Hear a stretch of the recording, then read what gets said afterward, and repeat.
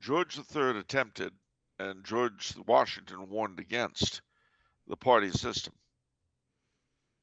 as being inherently the enemy of the common good. But the party system is so much a part of modern governance, both in Britain and America and the vast majority of countries, um, on the one hand, and then on the other, the parties in most major countries have come to be basically identical. They all stand for garbage. Hmm. I stand with crap. So the party system as compared to absolute monarchy. Well, again, that phrase is a meaningless one. Absolute monarchy did not exist in the sense in which people think of it. Hmm. Um, Nobody had power like current governments have. We live in an absolute regime which has the power to change the meaning of marriage, the definition of humanity, and as we saw a few years ago, could shut us down and put us away in our little toy boxes until they're ready to take us out and play with us again. No regime on earth has had that kind of power until now. And now they all do. And most of them don't have the brains God gave a bean. And yet, again, this is the end development of a long process. They didn't simply jump out of the sewer. The sewer was a long time in building. So what I kind of wanted to explore though, because you almost seem to suggest that the problem is the party system. So It's a big what's part of it. so what was the historical alternative to a party Well, system? historically, the alternative was the monarch. Well, firstly, the vast majority of governance in everyday life took place on the local level. That's the first thing. I mean, remember the traditional monarchy basically had 5 points: the altar, which was the place of the church in determining the rules, the atmosphere, legitimacy, bestowing authority from God, etc. That was the altar. The second was the throne, which was a king or an emperor with authority derived from God via the church, sufficient power to keep his subjects from going after each other and to rally them against foreign invaders if necessary,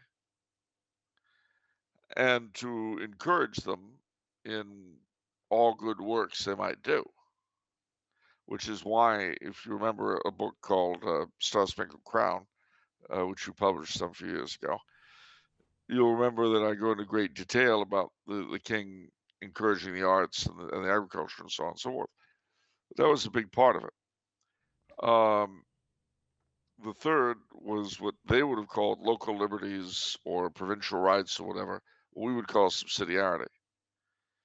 And that was demonstrated most clearly by the fact that the towns were basically these little republics, really, these little oligarchical slash aristocratic establishments that pretty much ran their own show under the king, connected by a network of highways upon which was the king's highways, upon which the king's peace was maintained, but it was maintained by the locals.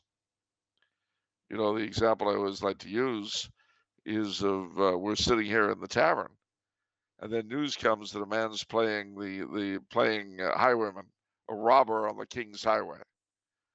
So the local lawman, whatever he's called, sets out the hue and cry, and he gathers the bunch of us as the posse comitatus, the power of the county, and we go settle the hash of this robber.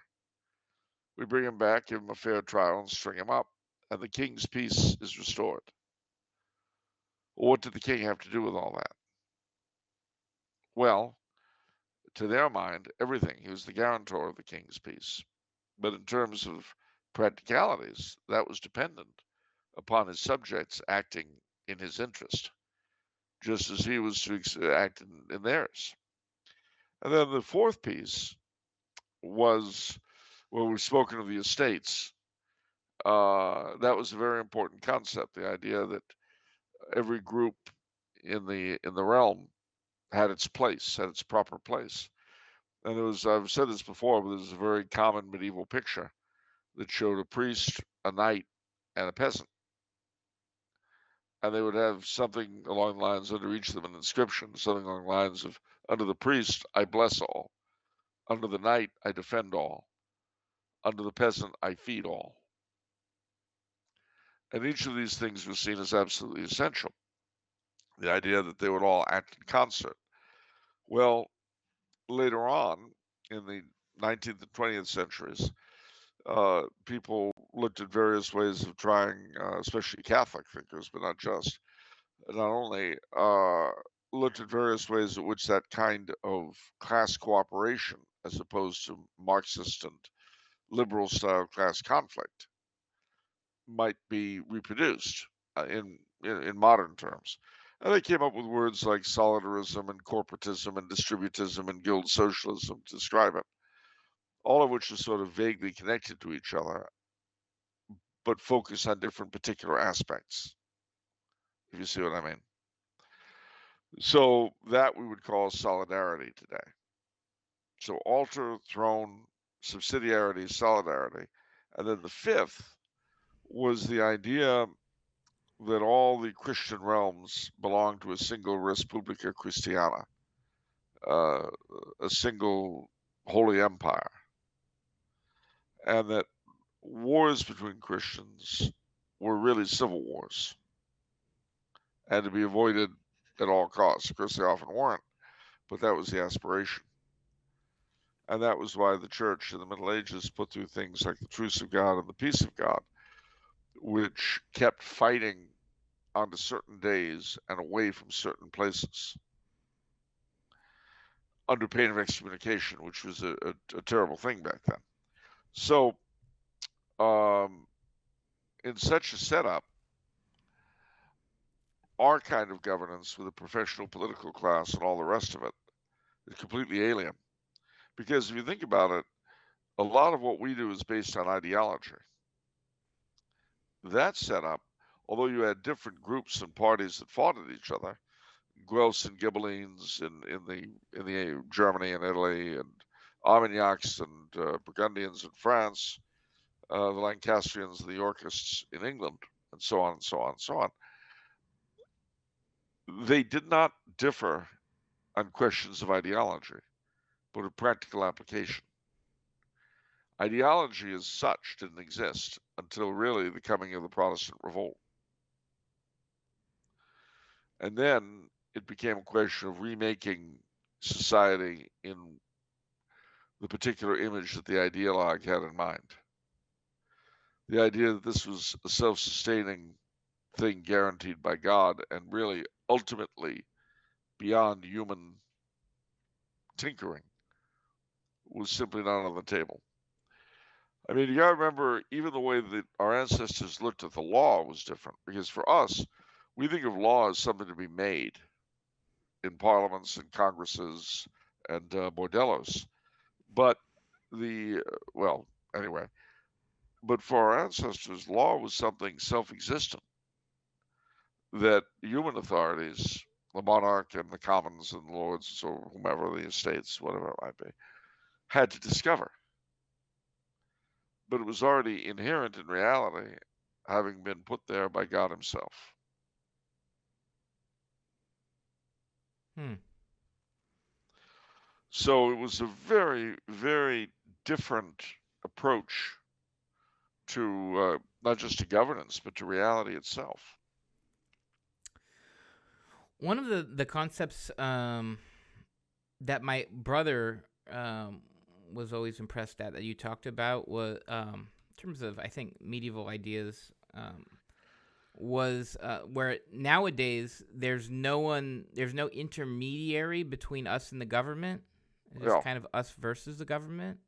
that's correct. Whereas The intermediary institutions, yeah. right. So could you talk about that? And was that part of the equation? Well, it was. It was part of both subsidiarity and solidarity, because every individual was at once a part of several different things. You're a member of the church. You're a subject of the king. You're a member of the church. You're a resident of your particular province. If you lived in a city, you might be a freeman. You might be a member of a guild. You might belong to one or more confraternities that were either both religious in nature or had a specific job. Because one of the things about our ancestors, when they wanted to get something done, they'd establish a confraternity with certain a religious element dedicated to the patron saint of whomever was going to do something. Like let's say you want to build a bridge. All right. Well, you don't apply to the king for money to build the bridge. You form a guild of St. Julian the Hospitalier, the patron of bridge builders, and you raise money to build a bridge, and you build the bridge. And part of it, of course, is that you all go to Mass together on St. Julian's Day. And maybe you endow a chapel in his honor in the local parish church. Uh, but part of the duty of that confraternity of St. Julian the Hospitalier you belong to is getting the bridge built. But that's alongside the religious element. And this was even the case, for instance, in Spain. That was called the Santa Hermandad, the Holy Brotherhood, which had branches all over Spain, and its job was patrolling the roads and maintaining the king's peace. So they were a sort of militia. But, if you broke the law, if you turned the highwayman on the king's highway, the Santa Hermandad would hunt you down. And they could also act as a militia in case of emergencies. Well, what's preventing that sort of structure now, like people from doing that?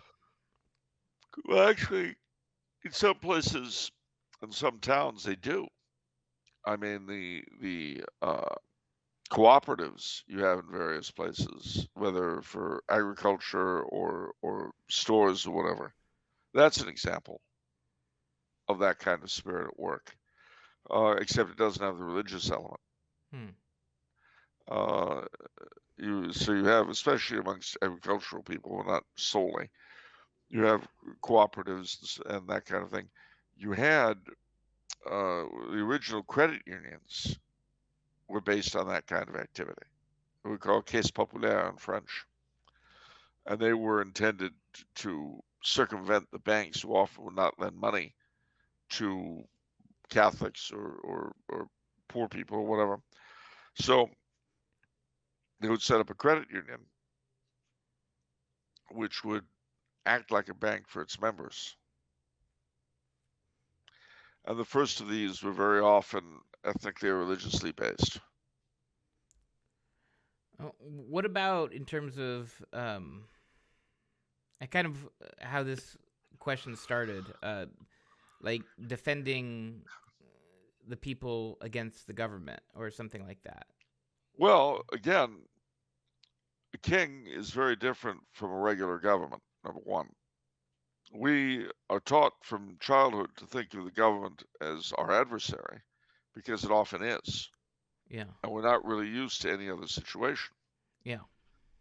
But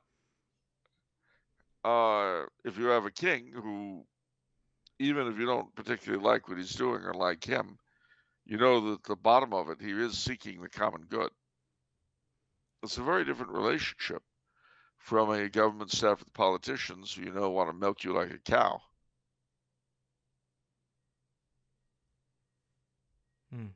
It makes a difference. I mean, that's why looking at Kazakara, for instance, there are 30 shrines in his honor scattered across the United States. How did that happen?